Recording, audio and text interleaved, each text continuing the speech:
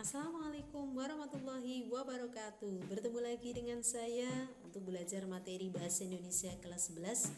Pada video kali ini saya akan memberikan materi pembelajaran terkait teks prosedur. Dalam kehidupan kita sehari-hari, segala sesuatu yang kita lakukan, baik disadari ataupun tidak, sebenarnya sudah menerapkan teks prosedur.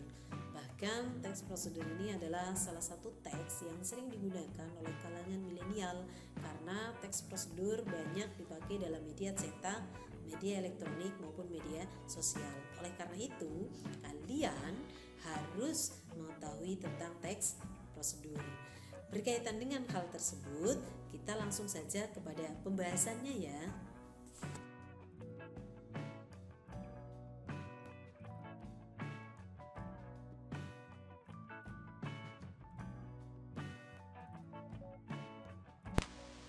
Teks prosedur adalah teks yang berisi langkah-langkah atau tahapan-tahapan yang harus ditempuh untuk mencapai tujuan dalam melakukan sesuatu atau membuat sesuatu.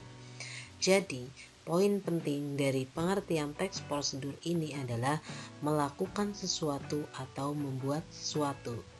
Intinya, dengan adanya teks prosedur ini dijadikan sebagai bahan panduan untuk melakukan sesuatu atau membuat sesuatu sehingga tujuan yang diinginkan dapat tercapai. Selanjutnya, manfaat teks prosedur ada 4, yakni 1.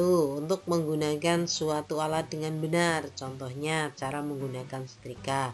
2. Untuk membantu mengetahui cara melakukan aktivitas tertentu, contohnya tips hidup sehat. Ketiga, untuk membantu pembaca atau pendengar memahami cara melakukan atau membuat sesuatu, contohnya membuat SIM. Keempat, memberi petunjuk cara melakukan sesuatu, misalnya prosedur melakukan konser. Jadi, kita bisa tahu tentang manfaat teks prosedur yang kita baca setelah kita melihat bentuk teks prosedur itu sendiri. Nanti tinggal digolongkan kepada bagian yang mana dari keempat manfaat teks prosedur tersebut. Berikutnya adalah ciri teks prosedur. Prosedur memiliki ciri-ciri sebagai berikut. Di dalamnya menggunakan pola kalimat perintah. Contohnya, gunakan buku ini. Selanjutnya, memakai kata kerja aktif. Biasanya ditandai dengan awalan ber dan awalan me.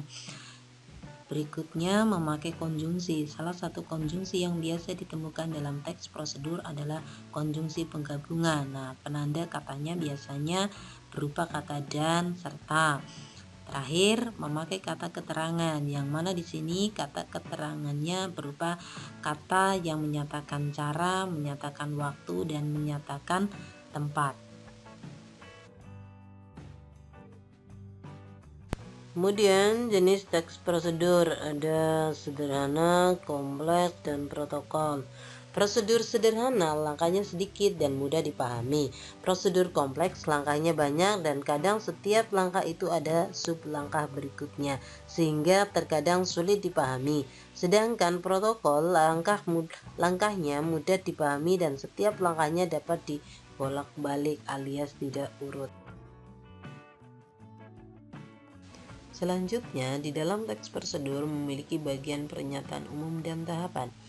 Pengertian dari pernyataan umum adalah tulisan yang berisi mengenai tujuan akhir yang dicapai jika seseorang mengikuti langkah-langkah yang ada dalam teks. Sedangkan tahapan dalam teks prosedur adalah langkah-langkah yang harus atau wajib diikuti agar mencapai tujuan yang diinginkan. Selanjutnya, ini ada contoh pernyataan umum dan tahapan dalam teks prosedur. Nah, untuk dua bagian ini yang saya blok kuning itu sebagai pernyataan umum, sedangkan yang saya blok hijau sebagai langkah-langkah atau tahapan-tahapan dalam teks prosedur. Berdasarkan penjelasan tadi dapat disimpulkan sebagai berikut. 1. Teks prosedur berkaitan dengan langkah-langkah atau tahapan dalam melakukan atau membuat sesuatu. 2. Manfaat teks prosedur menyesuaikan dari jenis teks prosedur itu sendiri. 3. Ciri teks prosedur memakai pola kalimat perintah, konjungsi, kata kerja aktif, dan kata keterangan. 4. Jenis teks prosedur ada sederhana, kompleks, dan protokol. 5. Pernyataan umum berupa kalimat pembuka tulisan yang berisi tujuan atau hasil akhir dari kegiatan. Sedangkan tahapan adalah langkah yang wajib ditempuh untuk mencapai tujuan. Demikian penjelasan dari saya. Terima kasih. Nah, bagaimana adik-adik? Apakah penjelasan materi yang saya berikan mudah untuk dipahami? Semoga kalian dapat memahami materi yang saya berikan. Dan apabila ada pertanyaan, silahkan kalian tuliskan di kolom komentar. Dan jangan lupa untuk like, subscribe, dan share video ini pada media sosial kalian. Dan kita akan ketemu pada video yang selanjutnya. Terima kasih.